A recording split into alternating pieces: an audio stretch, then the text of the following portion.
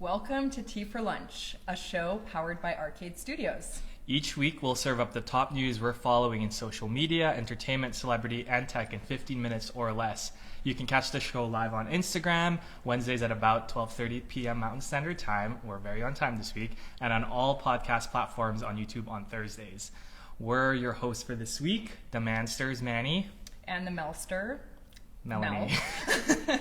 I am a social media lead here at Arcade, so I'm excited. We've got quite a few social media updates to chat about today, so I'm excited to talk about them. Yes, and I am a project lead here at Arcade, so we have a bunch of pop culture, sports, and fashion news that we're going to be bringing up, which... Yeah, you're bringing the sports angle because... I don't know if you can tell, but I don't know much about sports. Mel had to Google New York Knicks, and that's a teaser before this. So but she's going to do a good job carrying me for the Instagram updates that we're going to talk about too. But before we start, Mel, how are you?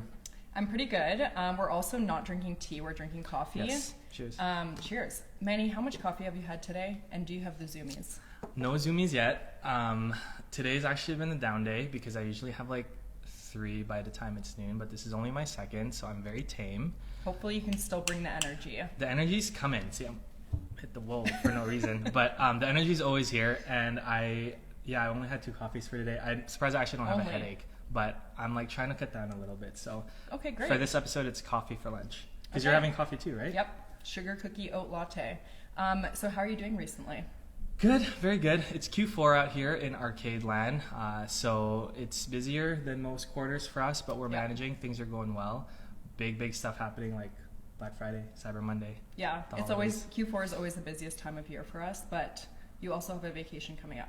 Yes. So you're leaving us during the busiest time of the year, is what you're telling me. I'm going to Mexico, baby. So everyone You deserve it. You deserve it. Thank you. No, it's funny because it's definitely the busiest time of year for us here, but also like around this time of year, everyone's just trying to use up their remaining vacation days. Yeah.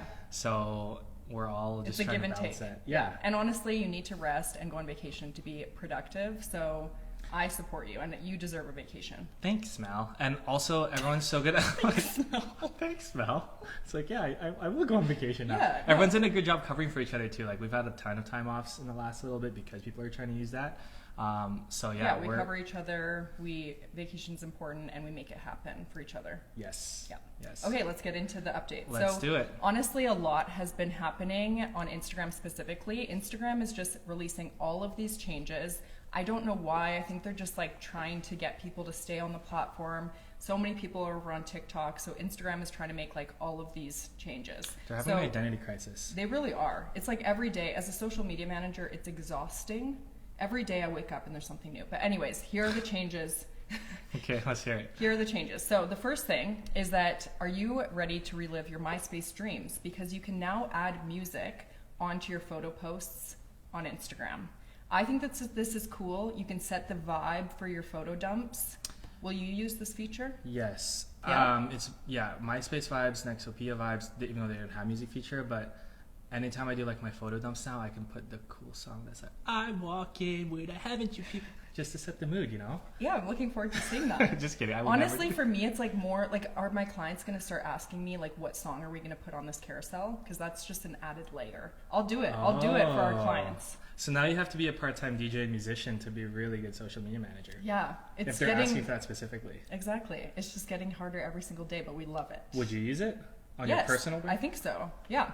Okay. And then the next change is that Instagram finally launched in-app scheduling, which it's about time because we've been able to schedule on third-party apps for a long time. And finally, you can do it within Instagram. You can also schedule Reels, which I think is great. Like I don't know why they didn't have that before. What are the third-party scheduling apps going to do? They're probably scrambling. I don't know. Because that was like a huge... I don't know. We'll have to see. I'll come back to that. Unless it's like super beta and it's actually not very good. Whatever Instagram launches, but I'm sure everyone... we'll have to see how it actually functions. Yeah. Yeah. Okay. So another Good job, thing. Instagram. Instagram is rolling out creator subscriptions to all US creators. So basically, it's like Patreon or like OnlyFans, where people pay a monthly fee to get exclusive content from you.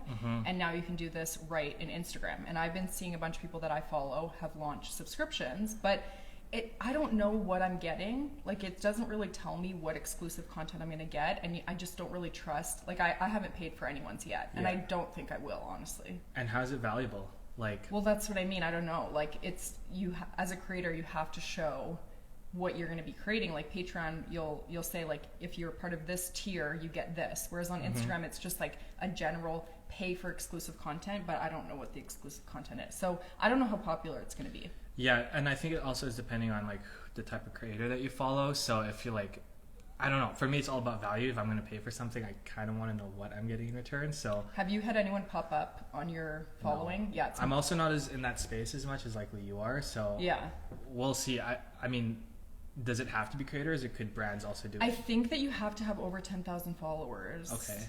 So, but yeah, I don't know exactly. But for right now, it's just in the US. But I don't know the people who have launched like the membership. I'd love to talk to some of them because I don't know like how many people have signed up for their exclusive content kind of thing. Yeah. So we'll have to see how that plays out. Okay, wait and see. But then the last thing is Instagram is testing a new feature where you can share your story only people that follow you back.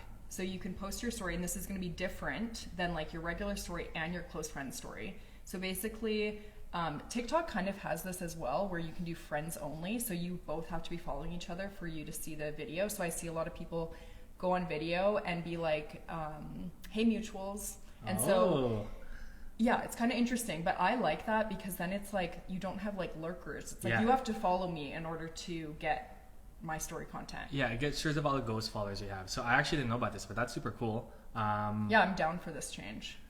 I feel like, if you have a bigger following too, you'd probably appreciate it a little bit more.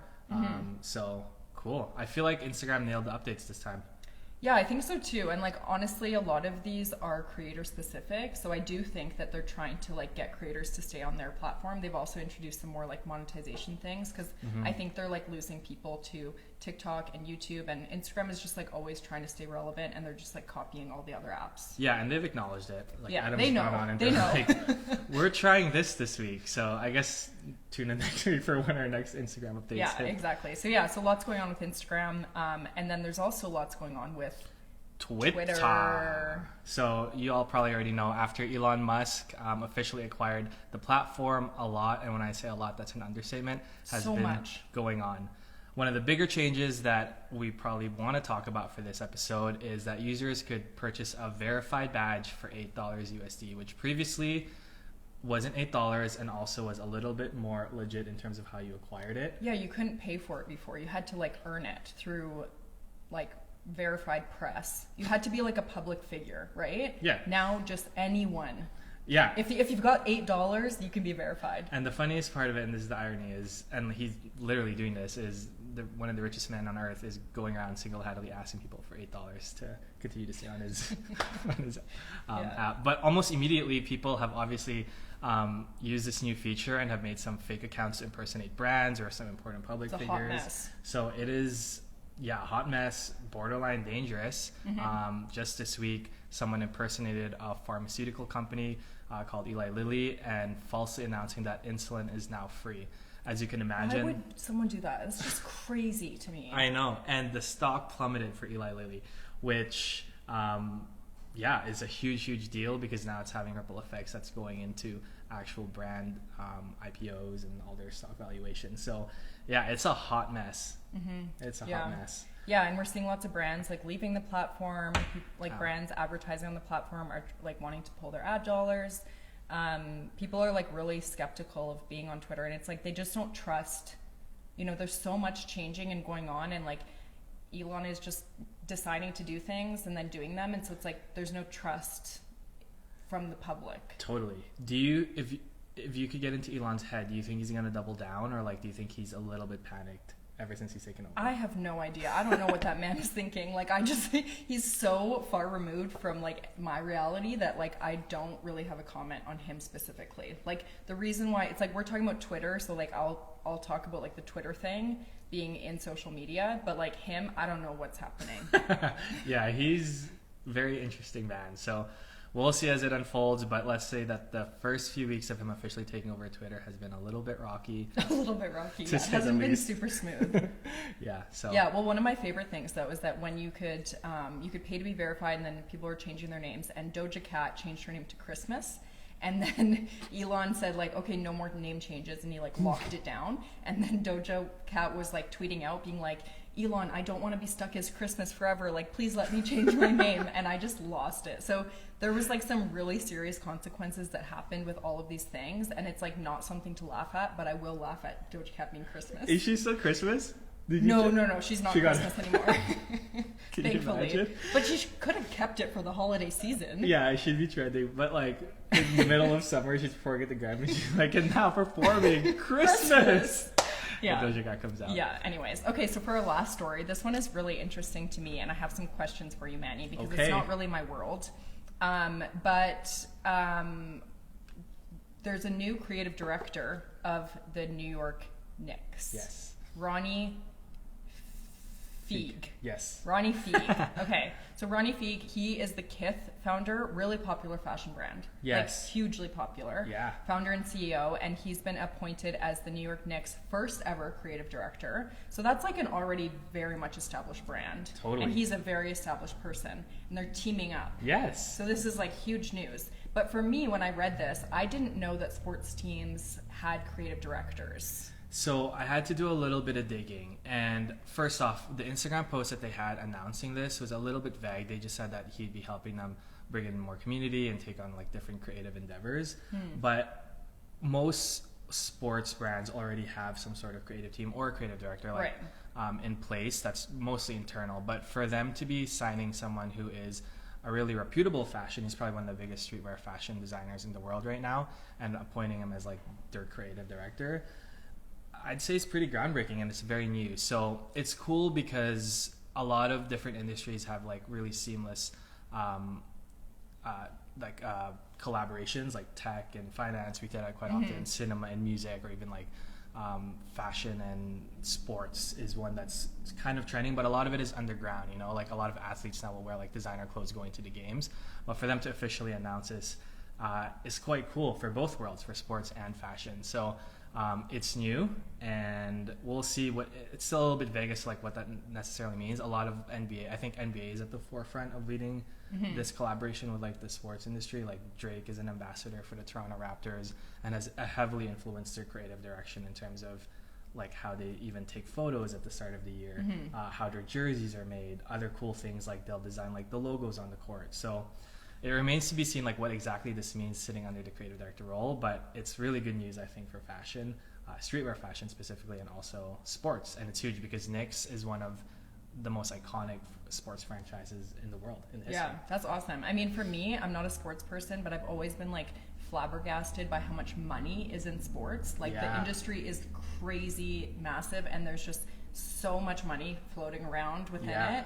And so I think that it's like natural that as like a brand, they need a creative director, because it's just like elevating, I don't know, everything within sports. Totally. And I'm seeing a bigger global reach for the NBA.